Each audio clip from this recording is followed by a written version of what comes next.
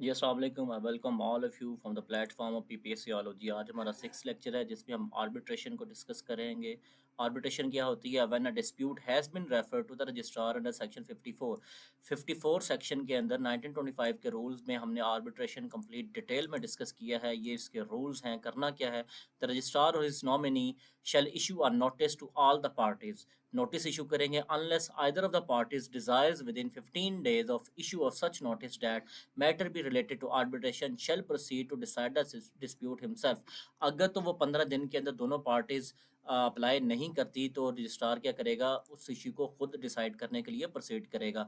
When either of the parties desires that the matter be refer to arbitration, अगर वो कोई party ये कह दे कि मैटर को आर्बिट्रेशन के लिए रेफर करना है तो क्या होगा? रजिस्ट्रार और his nominee shall call on each party to the nominate his arbitrator within 15 days। तो वो हर पार्टी को ये कहेगा कि 15 दिनों के अंदर अपना क्या अपॉइंट कर दें? आर्बिट्रेटर अपॉइंट कर दें।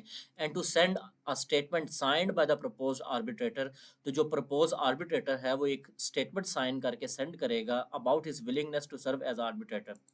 ठीक है कि वो विलिंग है आर्बिट्रेटर बनने के लिए। When there are no more persons then one on each side the principal party on each side will have the right to nominate the arbitrator. देखें, अब देखना ये है when there are more persons then one, जब एक से ज़्यादा बंदे एग्री करें कि वो आर्बिट्रेटर बन सकते हैं, बनना चाहते हैं, the principal party on each side will have the right to nominate the arbitrator. जो प्रिंसिपल पार्टी होगी उसको अलाउ किया जाएगा कि वो क्या कर सके?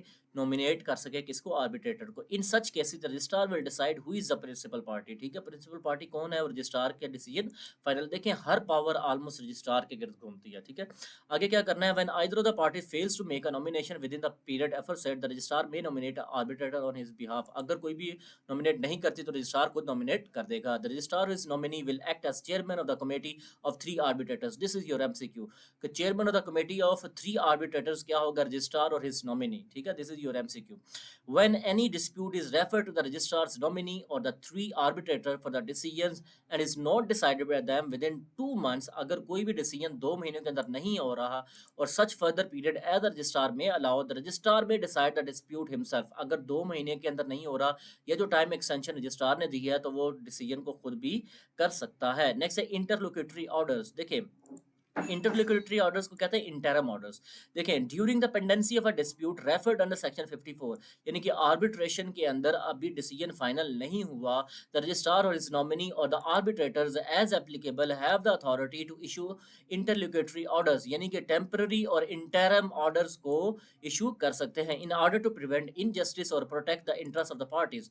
तो इनजस्टिस को खत्म करने के लिए क्या है? Interlocutory order. 32A very important जी, ये आपके लिए एमसीक्यू है कि सेक्शन 32A इंटरलोक्यूटरी ऑर्डर्स है। नेक्स्ट है जी, registrar may appoint any person to his nominee for any specific area. Registrar किसी भी पर्सन को किसी स्पेसिफिक एरिया के अंदर अपना नॉमिनी अपॉइंट कर सकता है। Registrar by special order to be notified in provincial gazette. कहाँ करना है जी? प्रोविंशियल गजटी में नोटिफाई करना है। Any appointment any person to perform the duties of the nominee for disputes arising in any one or more cooperative societies within any specific area. ठीक है, किसी भी स्पेसिफिक एरिया के अंदर वो अपॉइंट कर सकता है। For a period to be specified in order, तो जो पीरियड होगा वो ऑर्डर के अंदर जो कि रजिस्ट्रार करेगा उसमें स्पेसिफाई होगा कि कितने ड्यूरेशन के लिए उसके बिहाफ पे एक नॉमिनी को अपॉइंट किया गया है। Such period shall not ordinarily exceed 1 year, 1 साल से ज़्यादा नहीं हो सकता। This is your important MCQ. May be extended by further specific order for a further period not exceeding 1 year. तो अगर आपने एक्सटेंशन भी करनी है तो 1 महीने से ज़्यादा एक्सटेंशन नहीं हो सकती। नेक्स्ट है section 34, payment of expenses of arbitration. Arbitration की मामलात के अंदर पेमेंट कैसे करनी है? The registrar is nominee and the arbitrators shall have power to order the expenses for determining the disputes to be paid out of the funds of the society. जो society के funds हैं उसके अंदर से भी वो पे करवा सकते हैं। और by such party or parties to dispute as they think fit, और अगर वो ये चाहें कि कोई दूसरी पार्टी जो कि वो पे करे उनकी नज़र में कि वो फॉल्ट के ऊपर है तो वो भी पे कर सकती है according to the scale lay down by the registrar. और जो स्केल होगा वो रजिस्ट्रार ले डाउन करेगा कि कितने अमाउंट उसने पे करनी है। Registrar may fix the fees to be paid to the nominee out of the expenses or recovered. तो रजिस्ट्रार ये भी कह सकता है कि जो उसने नॉमिनी अपॉइंट किया उसको भी तो कोई अमाउंट देनी है ना, तो वो भी अमाउंट क्या होगी? दी जाएगी। 34A, before referring a dispute और a decision under section 54, section 54 का डिस्प्यूट रेफर करने से पहले यानी कि आर्बिट्रेशन करने से पहले रजिस्ट्रार में रिक्वायर द प्लेंटिफ। प्लेंटिफ वो पर्सन होता है जो कि केस लेके आता है रजिस्ट्रार के पास to make a deposit of the probable expenses of the arbitration. तो रजिस्ट्रार ये कह सकता है जो प्लेंटिफ केस लेके आए हैं फॉर आर्बिट्रेशन अंडर सेक्शन 56 जो ऊपर हमने पढ़ा है उस 54 सेक्शन 54 के कोरस्पॉन्डिंग जो अमाउंट फैसला करने के लिए लेके आया है प्लेंटिफ, उसको वो कह सकता है प्रोबेबल एक्सपेंसिव आर्बिट्रेशन आप पे कर दें, ठीक है, ताकि कोई भी ताकि ये श्योर हो जाए कि अमाउंट तो हमेशा पे होगी आर्बिट्रेशन की। नेक्स्ट है procedure in arbitration proceedings. Procedure क्या होगा? Registrar is nominee shall record a brief in English or vernacular or the evidence of the parties and witnesses or attended. तो जो लोग अटेंड करेंगे उसको इंग्लिश में विटनेस और पार्टीज को लिख लेंगे। Upon the evidence or recorded, जो एविडेंस होगा वो भी रिकॉर्ड कर देंगे। And upon consideration of any documentary evidence, कोई डॉक्यूमेंट्री एविडेंस है, a decision or awards as a case may be shall be given in accordings with justice. जो decision होगा in justice, equity and good conscience के अंदर decision दिया जाएगा। Shall be reduce to writing, और जो decision होगा वो राइटिंग में ले आएंगे। If any party duly summon to attend fails to appear, अगर जो पार्टी जिसको बुलाया गया था वो अपीयर नहीं होती तो क्या होगा? द डिस्प्यूट में बी डिसाइडेड एक्स पार्टी, ठीक है, तो वो एक्स पार्टी करके उस पार्टी के बिना भी उस अमाउंट उसको डिक्लेयर कर दिया जाएगा, ठीक है। In cases where 3 arbitrators are appointed the opinion of the majority shall prevail. जहां पे 3 आर्बिट्रेटर्स होंगे वहां पे मेजॉरिटी का ओपिनियन प्रिवेल करेगा। नेक्स्ट है अपीयरेंस बाय प्लीडर्स। प्लीडर्स की अपीयरेंस कैसे होगी?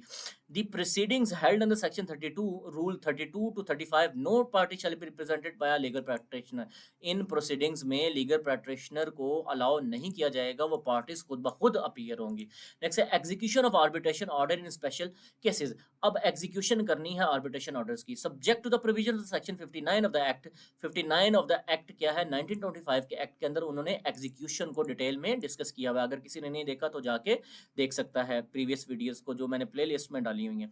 The registrar may by an order in writing specially authorise any officer of the cooperative departments not below the rank of sub auditor or a supervisor of supervising union to call for and send arbitration orders obtained by any society for execution। तो किसने करना है? सब auditor ने या supervisor ने करना है एग्जीक्यूशन के ऑर्डर्स को। Next are the societies in respect of which those powers are to be exercised by the officer so authorized shall be mentioned in the order। और जिन्होंने करनी है उनको ऑथराइज को मेंशन किया जाएगा। नेक्स्ट है 37A, when recovery of the arbitration award is made by the village officer the registrar shall have power to order the expenses of such recovery to be paid out of the society by such party or parties in default as he may think fit according to the scale laid down by the registrar। तो जो भी है arbitration के award के अंदर जो भी officers वगैरह इन्वॉल्व होंगे तो रजिस्ट्रार क्या कर सकता है? Power to order the expenses of such recovery to be paid out of the society. तो जो भी एक्सपेंसेस होंगे वो सारे के सारे रजिस्ट्रार ये कह सकता है कि सोसाइटी के अंदर से पे किए जाए। नेक्स्ट है liquidation. This is very important जी। 38 क्या सेक्शन है? लिक्विडेशन को डील करता है। So this is important. Where a liquidator has been appointed under section 47 the following procedure shall be adopted। देखिए सेक्शन 47 में एक्ट के सेक्शन नंबर 1925 के 47 में लिक्विडेटर को अपॉइंट करने का तरीका बताया गया, ठीक है। अब प्रोसीजर क्या होगा? The appointment of the liquidator shall be notified in by the registrar in provincial gazette. क्या होगा? प्रोविंशियल गजेटी में आप नोटिफाई करेंगे कि ये है। The liquidator shall at once take charge of the books and property and assets of the society. तो liquidator होगा कि वो हर चीज को कंट्रोल कर लेगा, प्रॉपर्टी को, एसेट्स को। And publish by such means as he may think proper a notice requiring all claims against the dissolve society. तो वो लिक्विडेटर क्या कर सकता है कि वो पब्लिश करेगा कि लोगों का कोई भी क्लेम अगर डिसॉल्व सोसाइटी के रिलेटेड है तो वो उसको आके नोटिफाई करें with in 2 months of the publication of the notice. तो 2 महीने के अंदर अंदर वो अपने क्लेम्स को बता सकते हैं उस सोसाइटी के अंगेंस्ट जो कि सोसाइटी डिसॉल्व की जा रही है और लिक्विडेटर अपॉइंट किया गया है डिसॉल्व करने के लिए।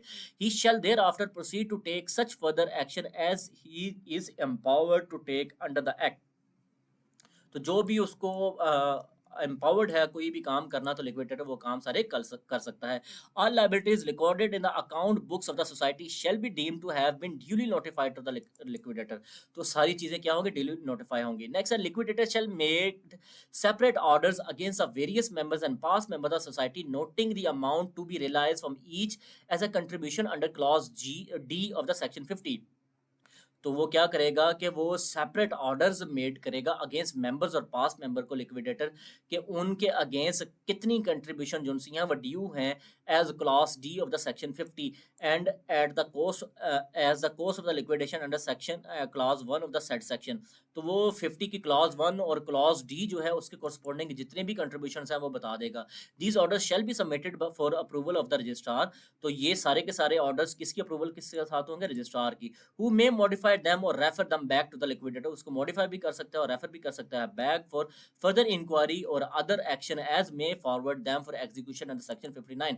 तो वो उनको फॉरवर्ड भी कर सकता है, उनको बैक भी भेज सकता है ताकि उसके अंदर कोई भी अमेंडमेंट की जा सके। If the sum assessed against any member is not recovered, अगर सम जो असेस की गई है किसी मेंबर के अगेंस्ट वो रिकवर नहीं हुई, the liquidator may frame a subsidiary orders or orders against any other member और members to be to the extent of the liability of each of the debts of the society. तो अगर किसी भी person से वो amount recover नहीं हुई तो लिक्विडेटर क्या कर सकता है? मे फ्रेम अ सब्सिडारी ऑर्डर। तो वो सब्सिडायरी ऑर्डर्स को क्या कर सकता है? इशू कर सकता है। और क्या करेगा? अगेंस्ट एनी अदर मेंबर और members to be extent of the liability, against किसी भी मेंबर के अगेंस्ट जा सकता है उसकी लायबिलिटी के अगेंस्ट, जब तक के until the whole amount due from the member is recovered, जब तक के वो पूरी अमाउंट मेंबर से रिकवर नहीं हो जाती। The liquidator shall submit a quarterly progress report. Quarterly क्या है? हर 4 महीने के बाद रिपोर्ट पेश करेगा किसको? रजिस्ट्रार को। तो this is your MCQ. Her quarter के बाद all funds in the charge of liquidator shall be deposited either in the post office saving bank, जो भी अमाउंट होगी लिक्विडेटर के पास डिपॉजिट की गई जाएगी वो कहाँ पे आपने सबमिट करवानी है? पोस्ट ऑफिस सेविंग बैंक के अंदर, नंबर 1। और नंबर 2 है और to the central cooperative bank या सेंट्रल कोऑपरेटिव बैंक में। नेक्स्ट है जी where recovery of the dues is made by the village officers. अगर जो विलेज ऑफिसर्स हैं जो कि हेडमैन होता है, चीफ हेडमैन होता है या पटवारी होता है या कानून गो है, अगर वो कोई रिकवरी के अंदर मदद कर रहे हैं लिक्विडेटर की, तो liquidator may pay to such officers remuneration at the rate of 1% of the amount collected by such officer. तो जितनी अमाउंट वो कलेक्ट करेंगे उसका 1% उसको और विलेज ऑफिसर्स को पे कर दिया जाएगा। The registrar shall fix the amount of the fee if any to be paid to the liquidator. तो रजिस्ट्रार क्या करेगा? फीस को भी बताएगा कि जो कि पे की जाएगी। At the conclusion the liquidator at a general meeting of the members of a dissolve society shall be called at which the liquidator shall summarise his proceedings. तो एक जनरल मीटिंग कॉल की जाएगी पूरी की पूरी society की, वहां पे प्रोसीडिंग्स को क्या किया जाएगा? समराइज किया जाएगा। और कौन कॉल करेगा? Liquidator. Point out the causes of the failure, और बताएगा कि causes of the failure of the society क्या है, this is very important. And report what sum if any remains in his possession, और बताएगा कि उसके पास कितनी अमाउंट बाकी है आफ्टर एवरी क्लेम को सेटिस्फाई करने के बाद। Meeting all the liabilities of society as determined under the rules. आगे है जी record of society that is being bound up shall be kept in such place and by such person as the registrar may direct. तो जो उसका record होगा उस जगह पे रखा जाएगा जहाँ पे रजिस्ट्रार उसको डायरेक्ट करेगा। आई थिंक सो आज का लेक्चर इतना ही बहुत है। इंशाल्लाह नेक्स्ट लेक्चर के अंदर हम काफ़ी चीज़ें डिटेल में डिस्कस करेंगे। I would request to please watch all the videos, और बड़ी मेहनत से ये चीज़ें बनाई गई हैं और इस चीज़ों को आप स्प्रेड भी कर सकते हैं अपने दोस्तों के साथ, और इसके साथ साथ आप जीके एलीट मेंटोरशिप प्रोग्राम को भी देख सकते हैं। थैंक यू जी, शुक्रिया।